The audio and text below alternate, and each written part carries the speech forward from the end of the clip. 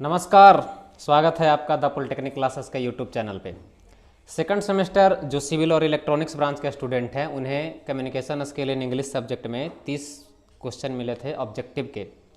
पहले 30 क्वेश्चन का सॉल्यूशन हो चुका था और नेक्स्ट 30 क्वेश्चन दोबारा फिर से मिला था, तो आज उसके सॉल्यूशन के साथ हम आपसे जुड़ रहे हैं।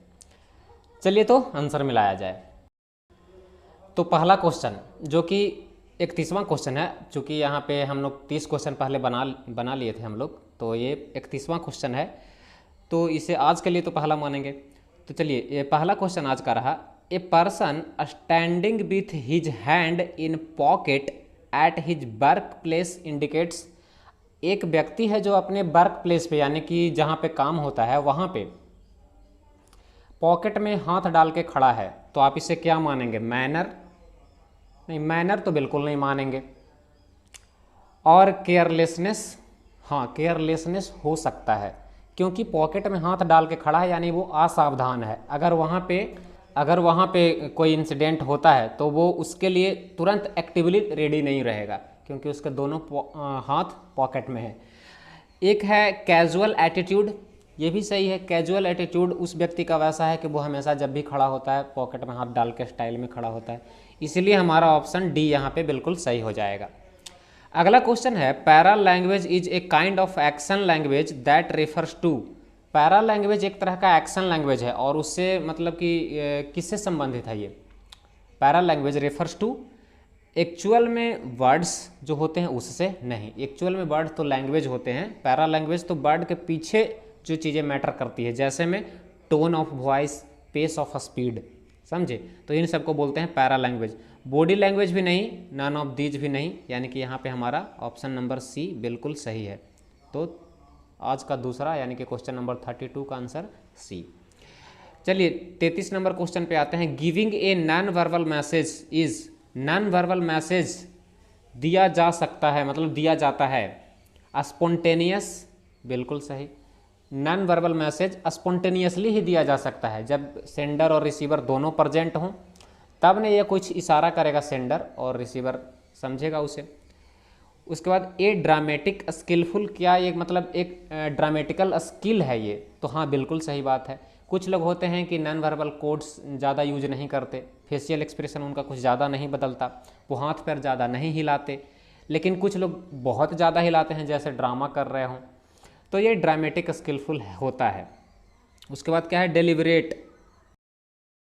डेलिबरेट मतलब होता है जानबूझकर, तो जाहिर सी बात है नॉन वर्बल कोड का यूज करना चाहिए, और अगर आप नहीं करते हैं तो फिर आपको जानबूझकर करना चाहिए। कुछ लोग तो ऑटोमेटिकली करते हैं, और अगर आप नहीं करते हैं तो आपको जानबूझ के करना चाहिए। यानी कि giving a non verbal message is spontaneous, बिल्कुल सही। ड्रामेटिक स्किलफुल, बिल्कुल सही। डेलिबरेट, बिल्कुल सही। इसलिए इसका आंसर डी बिल्कुल सही हो जाएगा। नेक्स्ट क्वेश्चन 34 नंबर क्वेश्चन है। In technical communication we do not need to be. जब आप टेक्निकल कम्युनिकेशन कर रहे हैं तो आपको क्या होने की ज़रूरत नहीं है? इनकम्प्लीट इन सब्जेक्ट, यानी कि जिस सब्जेक्ट पे आप बोलने जा रहे हैं उस सब्जेक्ट की जानकारी के बारे में इनकम्प्लीट, जो कि गलत ऑप्शन है। पुअर इन स्ट्रक्चरिंग फैक्ट, आप स्ट्रक्चर नहीं कर पाते हैं फैक्ट्स को, ये भी गलत बात है। ये सब में पुअर रहेंगे तो आप टेक्निकल कम्युनिकेशन कैसे कर पाएंगे? पुअर इन लैंग्वेज, लैंग्वेज आपकी ख़राब होनी चाहिए? नहीं, लैंग्वेज ख़राब नहीं होनी चाहिए। यानी कि क्या बोल रहा है? In technical education be do not need to be, हम लोगों को नहीं होना चाहिए। तो हाँ, तीनों ऑप्शन है जो नहीं होना चाहिए, इसलिए हमारा चौथा ऑप्शन सही हो जाएगा, ऑप्शन नंबर डी। अगला क्वेश्चन है 35। Non verbal communication include. Non verbal communication में क्या क्या चीज़ें आती है? पहला है फ्रॉन, यानी कि जो भ्रिकुटियाँ, आईब्रो और ये यहाँ पर का जो स्ट्रक्चर चेंज होता है ये कहलाता है फ्रॉन। और है स्माइल, चेहरे पे जो स्माइल आती है वो।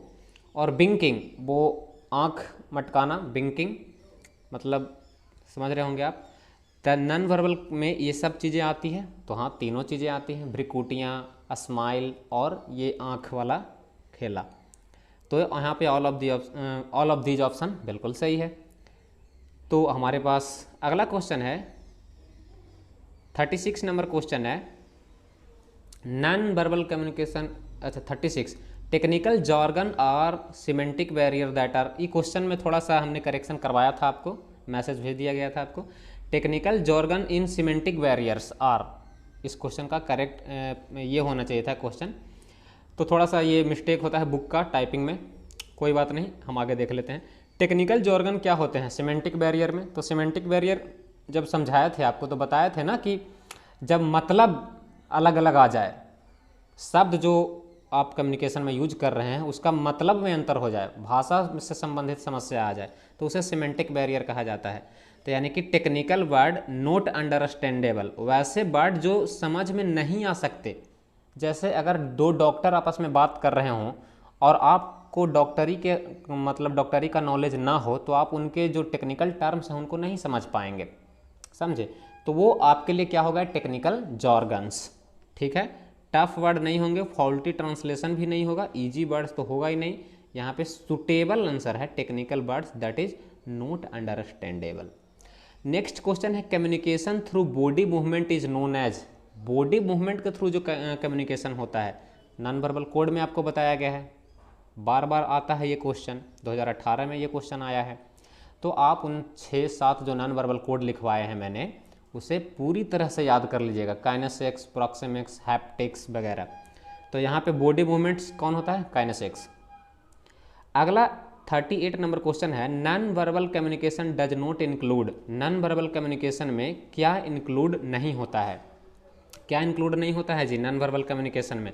शब्द, जी हाँ, नॉन वर्बल कम्युनिकेशन में शब्द ही नहीं होता है, वर्बल में शब्द होते हैं। साइलेंस होता है, स्पेस होता है, गेस्चर होता है, यानी कि कौन नहीं होता है? तो ऑप्शन नंबर ए इसका सही आंसर हो जाएगा, बर्ड्स नहीं होता है। 38 पे आते हैं। 38 नंबर क्वेश्चन है, एक मिनट, 38 तो हमने बना लिया, हाँ 39 नंबर जो क्वेश्चन है, the content of the communication is called, content जो अब आप कम्युनिकेशन करते हैं तो उसका में जो कंटेंट डिलीवर करते हैं, कंटेंट ही तो देते हैं, जैसे सेंडर रिसीवर के पास क्या भेजता है? कोई ना कोई कंटेंट भेजता है, उसमें उसका आइडिया विचार वगैरह रहता है, तो उस कंटेंट को क्या कहते हैं? मैसेज, हाँ बिल्कुल मैसेज ही कहते हैं। नॉइज़ तो हो गया शोरगुल, जॉर्गन भी एक तरह का नॉइज़ ही है, और मीडिया तो चैनल हो गया। तो यहाँ पे हमारा सही आंसर क्या होगा 39 के लिए? ए। ये सब आसान क्वेश्चन है, आपके बिल्कुल सही हुए होंगे, आप मिलाते जाइएगा आंसर अपना। 40 नंबर क्वेश्चन है decoding as a component of communication process is an part of the, decoding किसका पार्ट है? डिकोडिंग कौन करता है? कम्युनिकेशन प्रोसेस में अगर आप जाएंगे तो सेंडर क्या होता है? मैसेज सिलेक्ट करके उसे इनकोड करके ट्रांसमिट करता है चैनल में, और रिसीवर उसको रिसीव करके डिकोड करके अंडरस्टैंड कर लेता है, उसके बाद फीडबैक देता है। तो यहाँ पे डिकोडिंग किसका काम हो गया? रिसीवर का। ऑप्शन नंबर बी बिल्कुल सही है। 41 क्वेश्चन पे चलते हैं। Communication skill can be, communication skill यानी कि बात करने की जो कला है उसे क्या इन्हेंस किया जा सकता है? बिल्कुल। पॉलिश किया जा सकता है? बिल्कुल। इनरिच किया जा सकता है, यानी इन्हेंस, पॉलिश और इनरिच तीनों का लगभग एक ही मतलब है कि आप अपना कम्युनिकेशन स्किल बढ़ा रहे हैं, अच्छा कर रहे हैं। तो जाहिर सी बात है कम्युनिकेशन स्किल को बढ़ाया जा सकता है, इसलिए इसका आंसर डी सही होगा बिल्कुल। 42 message can be centred through, अच्छा सेंटर्ड नहीं, इसमें भी एक करेक्शन है, यहाँ पे ट्रांसमिटेड हो सकता है, ठीक है। Message can be transmitted through, message कहाँ से भेजा जा सकता है, कैसे कैसे? एसएमएस से भेजा जा सकता है, मोबाइल में एसएमएस भेजते हैं, हाँ भेजा जा सकता है। नॉडलिंग हेड, सर के इशारे, सर से इशारा करके, जैसे मतलब कि अपना सर, हाँ ना, इस तरह से मैसेज डिलीवर होता है ना, तो इससे भी मैसेज भेजा जा सकता है non verbally. By blinking of eyes, आँख के से इशारा करके मैसेज भेजा जा सकता है, बिल्कुल सही बात है। तो एसएमएस से, हेड नॉडलिंग से और आँख से भी इशारा करके, यानी कि all of the above answer हमारा सही है डी। 42 का answer D. 43 knowing the audience before hand helps in, यहाँ पे भी क्वेश्चन में थोड़ा एरर है। Knowing the audience before communication helps in, यानी कि कम्युनिकेशन करने से पहले यदि आप अपने ऑडियंस को जान लेते हैं तो आपको किस चीज़ में हेल्प होती है? स्केपिंग फ्रॉम सिचुएशन, सिचुएशन से भाग जाने में।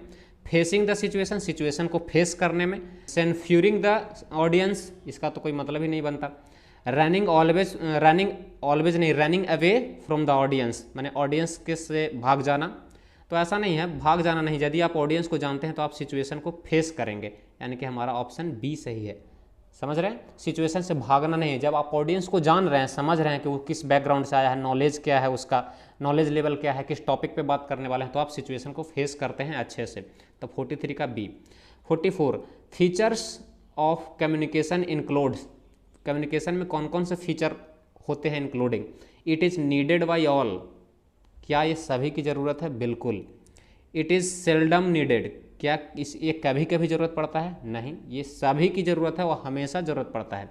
It is needed by none, ये किसी की ज़रूरत नहीं है, गलत बात है, तो सी गलत हो गया, बी गलत हो गया। It is a communication barrier can of time, इसका भी कोई मतलब नहीं है यहाँ पे, यानी कि communication skill needed by all, option number A is correct. अगला क्वेश्चन देखिएगा 45 क्वेश्चन है कम्युनिकेशन बैरियर कैन, ये पहले 30 क्वेश्चन जो बनाए थे उसमें भी ये क्वेश्चन था। Communication barrier can be overcome, क्या हटाया जा सकता है, बिल्कुल हटाया जा सकता है। नोट ओवरकम, ऐसा नहीं। नेवर बी सोल्व, गलत है। नोट बी टैकल, गलत है। कम्युनिकेशन बैरियर को हटाया जा सकता है कि नहीं, हटाया जा सकता है, तो इसलिए पहला ऑप्शन सही है। दूसरा ऑप्शन क्या कर रहा था, नोट ओवरकम, नहीं हटाया जा सकता है। नहीं, कैसे हटाया जा सकता है भाई, हटाया जा सकता है। ऑडियंस को जानो, अपना स्किल बढ़ाओ, हट जाएगा बैरियर। नेवर बी सोल्व, कभी नहीं सोल्व किया जा सकता, ऐसा नहीं है, सोल्व किया जा सकता है। मोनोटोन बोर द, अगर मोनोटोन जो है मतलब कि एक ही टोन में बात करते रहना, किसको बोर कर देता है, सेंडर को कि रिसीवर को। अगर आप कहीं बैठे हैं, वहाँ पे सब लोग एक ही लय में, बस कैसे जो होता है दूरदर्शन पर वाला न्यूज़ देखिए, वो एक ही टोन में बोलते हैं, और वही बाकी सब न्यूज़ चैनल वाला न्यूज़ देखिए, वो लोग लगता है कि जैसे टीवी में से बाहर निकल के आपको एकदम समझा देंगे न्यूज़, इस तरह से चिल्ला चिल्ला के बोलते हैं। तो क्या हो गया, मोनोटोन से कौन बोर होता है, तो लिसनर, सुनने वाला बोर हो जाता है, स्पीकर नहीं, ओरेटर नहीं और राइटर नहीं। Listening is an acting process of receiving stimuli named, listening जो है, listening is an acting process, listening जो प्रोसेस है वो रिसीविंग स्टिमुली नेम, मतलब कि वो जब सुनता है तो किसको सुनता है, मतलब कि किस तरह के एक्टिविटी, एक्टिंग प्रोसेस को सुनता है। सुनना, लिसनिंग में आप किसका यूज करते हैं, कान का। तो कान में आप क्या सुन पाएंगे, क्या कोई इशारा करेगा वो आप कान से सुन पाएंगे, नहीं, जो इशारा करेगा वो आप आंख से देख के समझ सकते हैं। तो यही पूछ रहे हैं कि लिसनिंग को हम जब रिसीव करते हैं तो क्या रिसीव करते हैं, ऑरल नहीं, विजुअल नहीं, ओरल हाँ, ओरल यानी कि जब कोई बोलेगा तो हम सुनते हैं। नेजल नहीं, नेजल मतलब नाक से संबंधित, ऑर्नल मतलब कान से संबंधित कोई बात, और विजुअल मतलब देखने लायक। यहाँ पे सुटेबल आंसर होगा ओरल, जब कोई अपने मुंह से बोलता है तो वो हम सुन पाते हैं। कान से संबंधित और नाक से संबंधित तो विजुअल नहीं होगा। अगला क्वेश्चन है 48 number, assigning meaning to the words received is called, यानी कि जो मतलब आप निकाल रहे हैं, जो आप रिसीव करे हैं मैसेज को, उसका आप मतलब निकाल रहे हैं, तो उस मतलब निकालने को क्या कहेंगे, थिंकिंग सोचना नहीं, डांसिंग नाचना नहीं, ड्राइंग यानी कि ड्राइंग बनाना नहीं, क्या कहेंगे, डिसिफेरिंग यानी कि समझना। ठीक है, तो ये 48 नंबर क्वेश्चन हो गया। 49 पे चलते हैं अब। 49 नंबर क्वेश्चन कह रहा है people wrongly think that hearing is, people जो मतलब लोग जो होते हैं वो गलती से सोच लेते हैं कि हियरिंग ही है क्या, राइटिंग नहीं, रीडिंग नहीं, स्पीकिंग नहीं, लिसनिंग तो हाँ। पीपल गलती से सोच लेते हैं कि हियरिंग ही लिसनिंग है। अब क्यों ऐसा सोच लेते हैं, क्योंकि हियरिंग मतलब भी सुनना होता है और लिसनिंग मतलब भी सुनना होता है। कोई कन्फ्यूज तभी नहीं कर पाएगा जब दो शब्द का एक ही मतलब निकलता रहे। स्पीकिंग मतलब बोलना, राइटिंग मतलब लिखना, रीडिंग मतलब पढ़ना और हियरिंग मतलब सुनना। तो जब दोनों का बिल्कुल अलग मतलब है तो लोग कन्फ्यूज नहीं करते हैं, लेकिन गलती कहाँ पे करते हैं, जब दो शब्दों का एक ही मतलब निकलने लगे, यानी कि हियरिंग और लिसनिंग। तो हियरिंग मतलब भी सुनना और लिसनिंग मतलब भी सुनना, तो दोनों में अंतर कैसे है सर। हियरिंग होता है कि मतलब नॉर्मली ध्यान से नहीं सुनना, जैसे आप सड़क पे जाते रहते हैं तो बहुत सारी आवाज़ें आती रहती है, तो सबको आप ध्यान से नहीं सुनते हैं, हॉर्न भी बज रहा है, कोई किसी को बुला भी रहा है, कोई सब्जी वाला मछली वाला चिल्ला रहा है। लेकिन आप लिसनिंग कब करते हैं, जब आपके नाम से कोई आपको बुलाता है, आपका दोस्त, तो फिर आप पलटते हैं कि कहाँ से कोई बुला रहा है लगता है मुझे, तब फिर उसकी बातों को आप ध्यान से सुनते हैं, तो कहलाया लिसनिंग। तो people wrongly thinks that hearing is listening, इसलिए हमारा ऑप्शन सी सही है। 50 clarity is achieved by choosing, clarity कैसे मिलती है, डिफ़िकल्ट वर्ड के चूजने से, मतलब डिफ़िकल्ट वर्ड के चूज करने से तो नहीं, ईजी वर्ड के चूज करने से हो सकता है। इजी वर्ड चुनेंगे तो क्लैरिटी ज़्यादा आएगी, यानी कि जब लोग समझेंगे आसानी से। लॉन्ग सेंटेंस को चुनने से नहीं, कॉम्प्लेक्स सेंटेंस को चुनने से तो नहीं। कॉम्प्लेक्स चुनिएगा तो लोगों को समझ में नहीं आएगा और क्लैरिटी नहीं होगी। डिफ़िकल्ट वर्ड से भी क्लैरिटी नहीं होगी। तो यानी कि हमारा ऑप्शन कौन है, बी सही है। ईजी वर्ड से क्लैरिटी आती है। The study of body language is called, body language की स्टडी को क्या कहते हैं? पिछला क्वेश्चन भी एक बार ऐसा मिला था ना, काइनेसिक्स कहते हैं। 52 non verbal communication is a communication without, non verbal जो कम्युनिकेशन है उसमें कम्युनिकेशन होता है किसके बिना जी, वर्ड के बिना। बिल्कुल सही, पहला ऑप्शन ही मिल गया। गेस्चर नहीं, इसमें तो होता ही है नॉन वर्बल, टच होता ही है, फॉर्म का कोई मतलब नहीं है यहाँ पे। 52 हो गया। 53 पे आते हैं। द लैटिन वर्ड कम्युनिको मीन्स, कहा जाता है ना कि लैटिन वर्ड से बना है, कम्युनिको से कम्युनिकेशन बना है, या कम्युनिकेयर से कम्युनिकेशन बना है। तो इसका मतलब क्या होता है? तो इसका मतलब होता है केयर करना, गलत बात। शेयर करना, सही बात। हमारा ऑप्शन नंबर बी बिल्कुल सही है। अगला question, conclusion made by reasoning from evidence are called, conclusion made by reasoning from evidence are called, यानी कि जब आप कंक्लूजन निकाल रहे हैं, आपने बहुत सारे एविडेंस यानी कि सबूत इकट्ठा करे और उसके बाद आप सभी का स्टडी करके कंक्लूजन निकाल रहे हैं, तो उस कंक्लूजन को क्या कहेंगे? रिजल्ट कहेंगे कि नहीं कहेंगे? कहेंगे। आइडिया, इंटरफेरेंस एंड ओपिनियन, ये सब थोड़ी होता है, ये सब तो अलग अलग चीज़ें हैं। आइडिया जो हमारे मन में जो विचार है, ओपिनियन जो हमारा ओपिनियन मत है, यानी कि यहाँ पे आंसर ए बिल्कुल सही है। 55 नंबर क्वेश्चन है, first step of preparing oral presentation is to determine the, पहला जो स्टेप है ओरल रिप्रेजेंटेशन का, ओरल प्रेजेंटेशन का, इसमें क्या क्या आता है? तो ओरल प्रेजेंटेशन में पहला स्टेप जो आता है वो आता है पर्पस डिसाइड करना। क्या आता है? पर्पस डिसाइड करना। एक्चुअल में हम आपको बता दें यहाँ पे कि जो ओरल प्रेजेंटेशन है इसके स्टेप कैसे कैसे होते हैं। देखिए देखिए ओरल कम्युनिकेशन, ओरल जो प्रेजेंटेशन होता है उसका स्टेप क्या है? पहला, determine the purpose of your presentation, पहले पर्पस डिसाइड कर लीजिए। उसके बाद आप अपने ऑडियंस को जान लीजिए। उसके बाद टॉपिक डिसाइड कर लीजिए। उसके बाद अरेंज करिए अपने मटेरियल को कि किस तरह से आप बोलेंगे ताकि आपका ऑब्जेक्टिव फुलफिल हो। उसके बाद अपने प्रेजेंटेशन को कंपोज करिए। उसके बाद कुछ विजुअल एड्स उसमें डालिए, फ़ोटो वगैरह, ग्राफ, चार्ट, पाई चार्ट वगैरह। उसके बाद प्रैक्टिस करिए, समझे? प्रैक्टिस करना ज़रूरी है। मेक नेसेसरी एडजस्टमेंट, अगर कोई दिक्कत है तो उसको ठीक कर लीजिए, एडजस्ट कर लीजिए। उसके बाद analyze the room where you will be giving your presentation, आप एनालिसिस करिए कि आप जहाँ पे देने वाले हैं प्रेजेंटेशन उस रूम का एनालिसिस करिए कि कहाँ पे किस तरह से हम बोलेंगे, यहाँ पे कहाँ पे स्पीकर है, कहाँ पे माइक है, हम कहाँ पे खड़ी होंगे, कहाँ पे ऑडियंस बैठेगी, साइड लाइन कैसे होगा, मतलब किस तरह से हम आई कॉन्टेक्ट बनाएंगे। उसके बाद फिर से एक बार प्रैक्टिस कर लीजिए। तो ये 10 स्टेप होते हैं ओरल प्रेजेंटेशन के, समझे? हाँ, तो ये हम कहाँ थे? First step of preparing oral presentation. तो पहला स्टेप क्या होता है? पर्पस डिसाइड करना, यानी कि ऑप्शन ए सही है।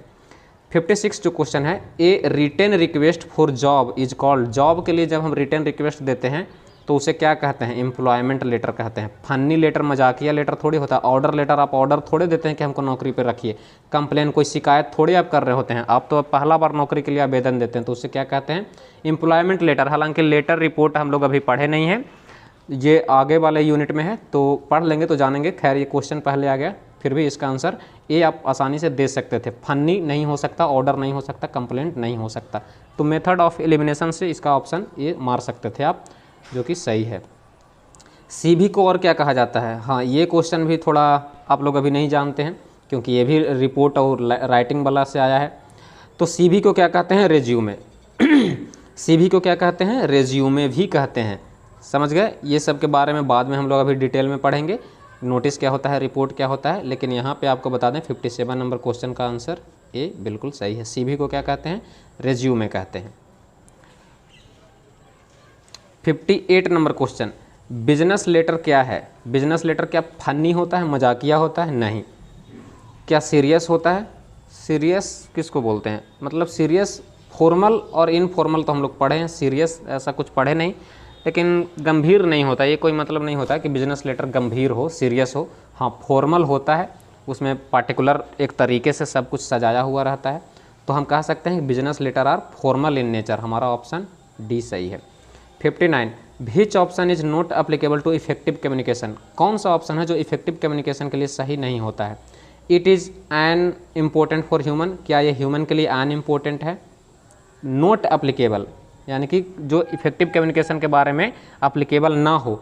तो पहला ऑप्शन कह रहा है कि ये इफेक्टिव कम्युनिकेशन जो है अनइम्पोर्टेंट है, माने महत्वपूर्ण नहीं है। दूसरा ऑप्शन कह रहा है it is A social affair. तीसरा कह रहा है it is an important tool, it is the basic need of human. Basic need तो है, सोशल अफेयर भी है और इम्पोर्टेंट टूल भी है। तो कौन नहीं है जो पूछ रहा है? तो अनइम्पोर्टेंट फॉर ह्यूमन ये नहीं, ये गलत बात है, ये अनइम्पोर्टेंट नहीं है, ये ह्यूमन के लिए इम्पोर्टेंट है। लास्ट क्वेश्चन है non verbal communication include. Non verbal communication में क्या आता है? राइटिंग लिखना, नहीं लिखना नहीं आता। टीचिंग पढ़ाना, पढ़ाना नहीं। ड्राइंग नहीं। स्माइल, यस स्माइल करना आता है, क्योंकि जब आप ड्राइंग बनाते हैं तो कुछ ना कुछ पेन से लिखते हैं ना, कोई बर्ड्स कोई सिंबल बनाते हैं। टीचिंग में भी वही बर्ड का यूज होगा ही, राइटिंग में तो बर्ड का ही यूज होगा। तो यहाँ पे नॉन वर्बल तो उसको कहते हैं ना जिसमें बर्ड का यूज ना हो। तो ऑप्शन नंबर बी यहाँ पे सही हो जाएगा। तो इस तरह से आपके हो गए 60 क्वेश्चन के सॉल्यूशन। तो फिर आगे कल आपको मिल जाएंगे नेक्स्ट 30 क्वेश्चन, तो मिलेंगे उसके सॉल्यूशन के साथ। तब तक के लिए हंसते रहिए, मुस्कुराते रहिए, जुड़े रहिए द पॉलिटेक्निक क्लासेस के साथ। जय हिंद।